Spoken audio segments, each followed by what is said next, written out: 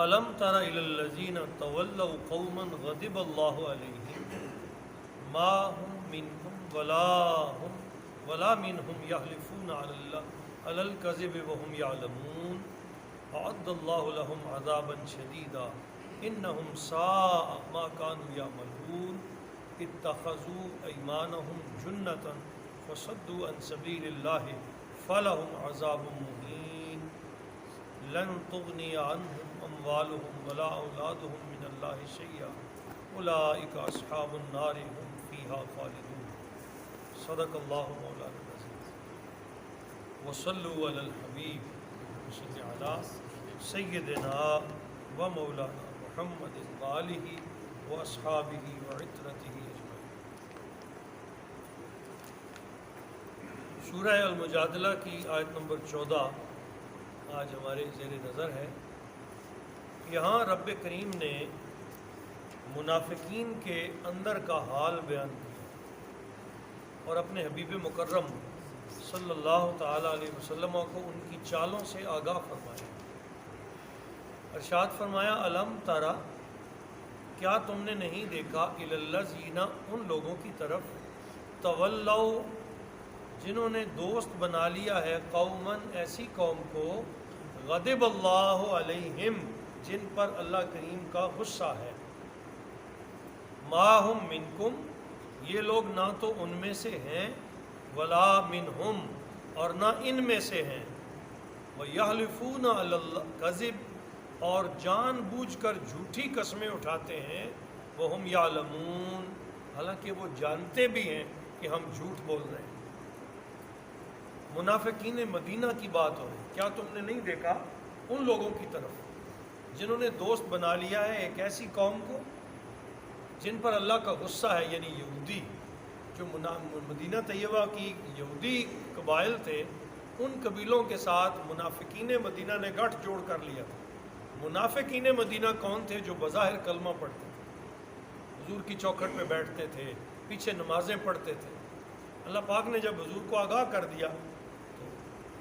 ایک دن سرکار دو عالم صلی اللہ تعالی علیہ وسلم اپنے حجرہ شریف میں تشریف فرما تھے، چند صحابہ بھی حضور نبی کریم صلی اللہ علیہ وسلم کی بارگاہ عالی میں حاضر تھے۔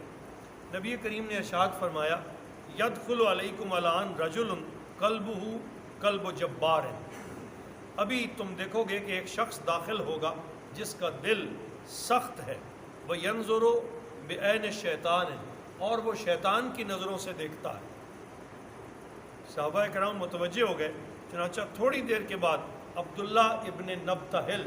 یہ منافقین کا سردار تھا،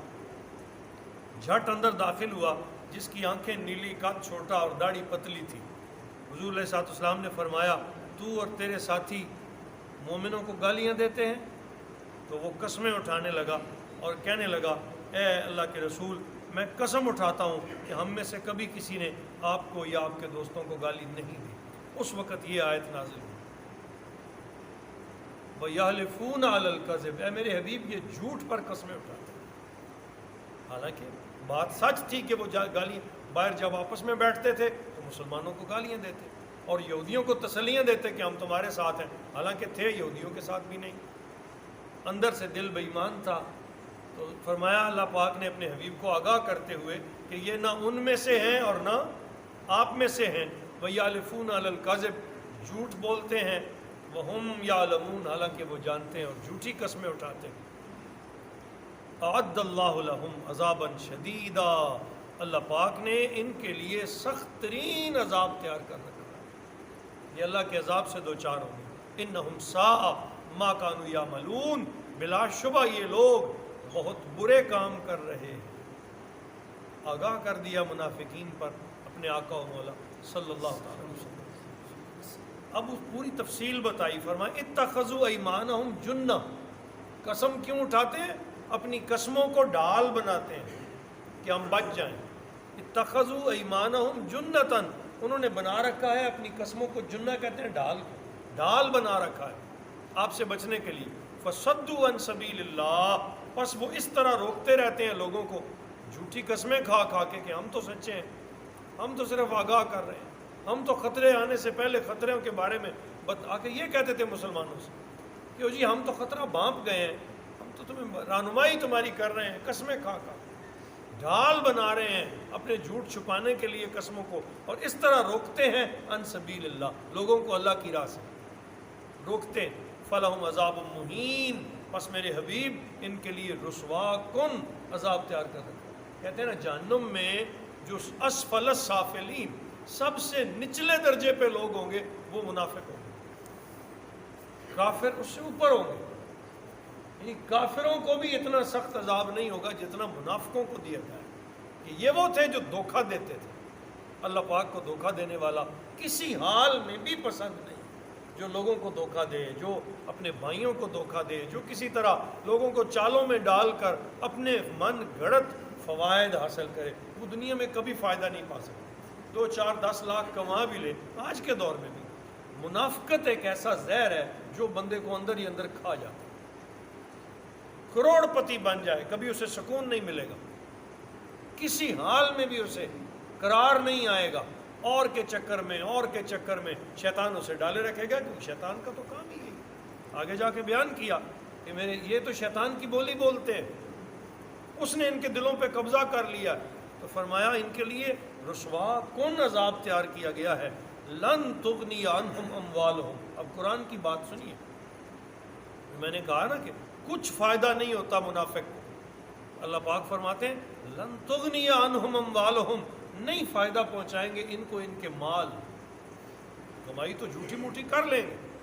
مال کبھی انہیں فائدہ نہیں دے گا، ولا اولادہم، نہ ان کی اولادیں۔ دیکھیں 2 ہی چیزیں ہیں نا بندے کے پاس، یا مال یا اولاد، کا نہ اولاد فائدہ دے گی نہ مال فائدہ دے گا، من اللہ، اللہ تعالیٰ کے عذاب سے بچانے کے لیے، شیئن، کچھ بھی، اولئک اصحاب النار، یہ دوزخی ہیں، ہم فیہا خالدون، ہمیشہ کے لیے دوزخی میں رہیں گے، جہنمی ہیں، جلیں گے، جہنم کا ایندھن بنیں گے۔ یوم یبعثہم اللہ، اب اللہ تعالیٰ فرماتا ہے میرے حبیب آپ سے تو یہ دھوکہ کرتے ہی ہیں، تیرے سامنے آ کر تو یہ جھوٹ بولتے ہی ہیں، ان خبیثوں کی خباثت یہاں تک پہنچی ہوئی ہے، یوم یبعثہم اللہ، جس دن اللہ حشر میں ان کو اٹھائے گا، وہاں آئیں گے میرے سامنے جمیعاً سب کے سب، فیحلفون لہ کما یحلفون لکم، تو جیسے تیرے سامنے قسمیں اٹھاتے ہیں اس دن میرے سامنے بھی یہی قسمیں اٹھائیں گے، رہیں گے اس دن بھی باز نہیں آئیں گے۔ پتہ بھی چل چکا ہوگا کہ اب ہم اللہ کی کچہری میں حاضر ہو چکے ہیں، یحلفون لہ، اس دن بھی ایسے ہی قسمیں اٹھائیں گے اس ذات کے سامنے جو سارے دلوں کے راز جانتی ہے، کما یحلفون لکم، جیسے دنیا میں آپ کے سامنے قسمیں اٹھاتے تھے، اور کیا کریں گے، وَيَحْسَبُونَ، اور گمان کریں گے، أَنَّهُمْ عَلَىٰ شَيْءٍ، کہ ہمیں کچھ نہ کچھ مل ہی جائے گا، قسم اٹھا کے یہ گمان یہ کریں گے کہ شاید ہم اللہ کو بھی چکر دے ہی لیں، آج یہاں بھی ہماری بن ہی جائے گی، اللہ سے بہتر دلوں کے حال کون جانتا ہے، فرمایا اس دن بھی یہ اس کوشش میں ہوں گے کہ شاید ہم اللہ کو بھی چکر دینے میں کامیاب ہو جائیں گے۔ الا انہم ہم الکاذبون، خبردار یہ جھوٹے ہیں، اس طرح کر کے اللہ تعالیٰ نے ان کو کھول دیا، خبردار ہے میرے حبیب یہ جھوٹے ہیں، استحوذ علیہم الشیطان، تسلط جما لیا ہے ان پر شیطان نے۔ کیوں ایسا کرتے ہیں، کیوں جھوٹ بولتے ہیں، کیوں جھوٹی قسمیں کھاتے ہیں؟ ان کے دلوں پہ شیطان نے قبضہ کر لیا، وہ جو چاہتا ہے ان سے کرواتا ہے۔ فانساہم ذکر اللہ، اس شیطان نے سب سے پہلے تو کیا کیا، ان کے دلوں سے اللہ کا ذکر نکال دیا، اللہ کی یاد نکال دی کہ اب وہ ڈر آ ہی نہیں سکتا، دلوں کو پہ قابض ہو گیا۔ اولئک حزب الشیطان، اور یہ لوگ شیطان کا ٹولہ ہو گئے۔ یہ منافقوں کے بارے میں یہ آیات اتری ہے، یہ شیطان کا ٹولہ ہو گئے، اس کے سنگی بن گئے ہیں۔ الا ان حزب الشیطان هم الخاسرون، اے میرے حبیب سن لیجئے شیطان کا ٹولہ ہی نقصان اٹھانے والا ہے، یہ گھاٹے کا سودا کر رہے ہیں، گریں گے، تباہ ہو جائیں گے، کچھ نہیں بچا پائیں گے، مال اولاد کوئی شے انہیں نفع نہیں دے سکے گی۔ اس طرح کر کے اللہ نے مومنوں کو بھی تسلی دی، سرکار کو تسلی ارشاد فرمائی، اے میرے حبیب یہ کچھ بھی کر لیں میں پہلے آگاہ کر دوں، یہ تیرے خلاف کوئی چال ان کی کامیاب نہیں ہوگی، ان کی اپنی صفیں برباد ہو جائیں گی۔ اور ایسا ہی ہوا آج کے دور میں بھی، منافقت زہر ہے، آپ جو ہیں نا، آپ ظاہر اور باطن میں ایک ہو، جو آپ کا دل کہے وہی زبان کہے، جو زبان سوچ لے وہی دل کہے۔ دل اور زبان کا ایک ہونا یہ ایمان کے لیے ضروری ہے، ورنہ ایمان کبھی کامل نہیں۔ اللہ تعالی ہم سب کو منافقت سے پاک زندگی عطا فرمائے۔ وما علینا الا البلاغ۔